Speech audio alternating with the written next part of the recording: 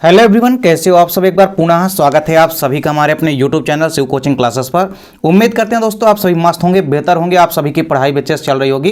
देखिए आज की इस वीडियो में यहाँ पे हम क्लास 12 बायोलॉजी एनसीईआरटी देखिए पूरे चैप्टर के यहाँ पे निचोड़ 20 ऐसे प्रश्न लाए हैं आप लोगों के सामने जो कि काफ़ी इंपॉर्टेंट है और अक्सर आपके एग्जाम में पूछे जाते हैं। देखिए ऐसा नहीं है कि आपको केवल इन 20 क्वेश्चनों को ही पढ़ के जाना है, पर ये 20 ऐसे इंपॉर्टेंट क्वेश्चन है जो कि अक्सर आपके एग्जाम में पूछे जाते हैं और इनके पेपर में आने की संभावना काफी ज्यादा होती है। तो चलिए सीधे वीडियो को स्टार्ट करते हैं। देखिए सबसे पहला क्वेश्चन आपको तैयार करना है, डीएनए की द्विकुंडलित संरचना को विस्तार पूर्वक समझाइए। यानी डीएनए की जो संरचना है इसको आपको तैयार करनी है और इसके जगह कभी कभी क्वेश्चन को घुमा के ऐसा पूछा जाता है कि वाटसन एवं क्रिक के द्विकुंडलित संरचना को समझाइए। तो बात वही है। तो पहला क्वेश्चन तो आपको डीएनए की द्विकुंडलित संरचना तैयार करनी है। इसके बाद देखिए दूसरा क्वेश्चन आपको तैयार करना है, डीएनए फिंगरप्रिंटिंग को समझाइए तथा इसकी उपयोगिता लिखिए। डीएनए फिंगरप्रिंटिंग जिसको कि डीएनए अंगुली छापन भी कहते हैं, तो डीएनए फिंगरप्रिंटिंग को आपको तैयार करना है, इसकी उपयोगिता भी आपको तैयार करनी है। तीसरा क्वेश्चन आप लोगों के सामने है, पोषण स्तर क्या है समझाइए।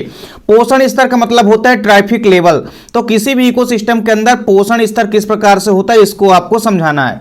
फिर देखिए अगला क्वेश्चन है, जीव संख्या, जीव भार तथा ऊर्जा के पिरामिड को सचित्र समझाइए। देखिए जो इकोलॉजिकल पिरामिड है वो बेसिकली 3 ही प्रकार का होता है, जीव संख्या, जीव भार और ऊर्जा। तो तीनों के पिरामिड आपसे चाहे कहीं का भी पिरामिड पूछे, इनको आपको अच्छे से तैयार करना है। चाहे जीव संख्या का पिरामिड आपसे घास के मैदान में पूछे या वनों में पूछे या आपसे किसी भी घास के परितंत्र में पूछे, सेम उसी प्रकार ऊर्जा का पिरामिड चाहे घास के मैदान में पूछे आपसे, चाहे आपसे कहां पर पूछे, चाहे आपसे तालाब के परितंत्र में पूछे, आपको हर जगह का पिरामिड बनाते आना चाहिए। इसके बाद देखिए अगला क्वेश्चन आपको तैयार करना है, अनुवांशिक कोड को समझाइए। यानी जेनेटिक कोड क्या होता है, जेनेटिक कोड को समझाना है तथा अनुवांशिक कोड के महत्वपूर्ण लक्षण यानी विशेषताएं जो भी है इनको भी आपको तैयार करना है, क्योंकि दोनों में से कोई ना कोई क्वेश्चन जरूर आएगा। अगला क्वेश्चन है आप लोगों के सामने, शुक्राणु की संरचना को सचित्र समझाइए। यानी स्ट्रक्चर ऑफ स्पर्म। स्पर्म की संरचना अक्सर आपके एग्जाम में पूछी जाती है। अगला क्वेश्चन आपको तैयार करना है, अनिषेक जनन, अनिषेक फलन तथा बहुभ्रूणता को समझाइए। देखिए पॉलीएम्ब्रियोनी आपको तैयार करनी है, बहुभ्रूणता। इसके अलावा पार्थिनोजेनेसिस और पार्थिनोकार्पी, तीनों ऐसे क्वेश्चन है जो कि 2 से 3 नंबर में अक्सर आपके एग्जाम में पूछे जाते हैं, इसलिए इनको आपको अच्छे से तैयार करना है। फिर इसके बाद देखिए टेस्ट ट्यूब बेबी तथा एमनियोसेंटेसिस को समझाइए। दोनों क्वेश्चन ऐसे इंपॉर्टेंट है कि बिल्कुल भी आपको अच्छे से तैयार करना है इनको। फिर इसके बाद देखिए अगला क्वेश्चन है, टेस्ट एड्स क्या है, एड्स के वाहक, इसके लक्षण तथा रोकथाम व नियंत्रण के उपाय भी आपको तैयार करना है। फिर देखिए अगला क्वेश्चन आपको तैयार करना है, शुक्राणु जनन तथा अंडाणु जनन के मध्य अंतर आपको तैयार करना है। यानी differences between spermatogenesis and oogenesis। Spermatogenesis और oogenesis के मध्य आपको अच्छे से अंतर तैयार करना है। अगला क्वेश्चन है, व्यसन या एडिक्शन क्या होता है। व्यसन या एडिक्शन के प्रमुख कारण लिखिए। कम से कम आपको 4 से 5 कारण तैयार करने हैं।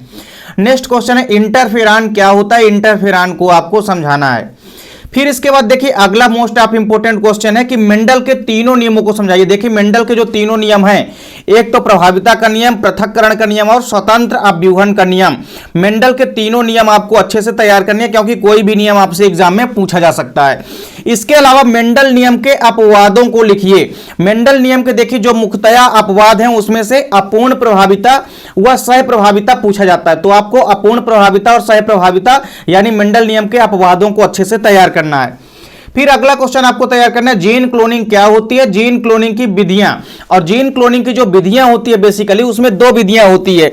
एक तो आपकी पीसीआर यानी पॉलीमरेज श्रृंखला अभिक्रिया जो है इसको तैयार करना है, और जीन क्लोनिंग की जो दूसरी विधि है डीएनए पुनर्योजन तकनीक, इन दोनों विधियों को आपको अच्छे से तैयार करना है।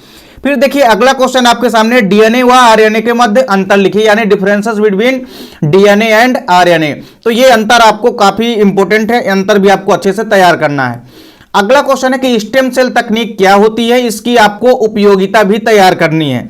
तो स्टेम सेल तकनीक क्या है, इसकी उपयोगिता आपको तैयार करनी है। नेक्स्ट क्वेश्चन है, देखिए यहां पे आपको 2 अंतर तैयार करने हैं। एक तो समयुग्मजीव व विषमयुग्मजीव के मध्य यानी होमोजाइगस व हेटेरोजाइगस के मध्य, और दूसरा जो अंतर है वो है जीन प्ररूप व लक्षण प्ररूप के मध्य अंतर, यानी जीनोटाइप और फिनोटाइप में आपको अंतर तैयार करना है।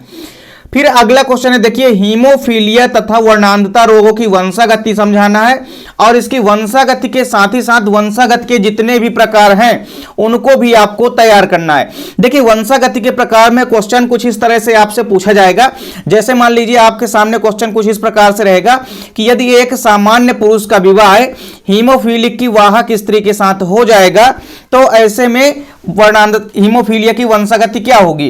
तो इस प्रकार से क्वेश्चन आप लोगों के सामने पूछे जाते हैं हीमोफीलिया या वर्णांधता की वंशागति से संबंधित। फिर अगला क्वेश्चन आपको तैयार करना है कि द्विनिषेचन यानी डबल फर्टिलाइजेशन तथा त्रिसंलयन को समझाइए। ट्रिपल फिजन और डबल फर्टिलाइजेशन दोनों इंपॉर्टेंट क्वेश्चन है, इनको आपको तैयार करना है। फिर देखिए यहाँ पे कुछ ऐसे छोटे छोटे क्वेश्चन है जिन पर आपको 60 टिप्पणी लिखने के लिए यानी 2 से 3 नंबर के लिए ये क्वेश्चन काफी इंपॉर्टेंट है। पहला क्वेश्चन आपको तैयार करना है, एलर्जी क्या है, इसके प्रमुख कारण, ये आता है अक्सर एग्जाम में आपके। इसके बाद ट्यूबेक्टोमी और बैसेक्टोमी आपको तैयार करनी है, जो कि बेसिकली पुरुष व महिला नसबंदी होती है, इसको आपको तैयार करना है। फिर इसके बाद देखिए टीकाकरण क्या होता है, वैक्सीनेशन को आपको तैयार करना है। इसके अलावा शामक औषधियां, साइकोट्रापिक औषधियां क्या होती है, इनको आपको तैयार करना है। और इसके अलावा गिफ्ट और जिप्ट, इन दोनों को आपको तैयार करना है, इनका फुल फॉर्म तैयार करना है और इन पर 60 टिप्पणी तैयार करनी है। तो उम्मीद करता हूं दोस्तों वीडियो पसंद आई होगी। दोस्तों वीडियो अच्छी लगे तो लाइक और कमेंट जरूर कीजिए, साथ ही साथ अपने दोस्तों के बीच ज्यादा से ज्यादा वीडियो को शेयर कीजिए। चैनल पे यदि नए हैं तो चैनल को सब्सक्राइब अवश्य कर लें। मिलते हैं दोस्तों नेक्स्ट वीडियो में, तब तक के लिए जय हिंद, वंदे मातरम।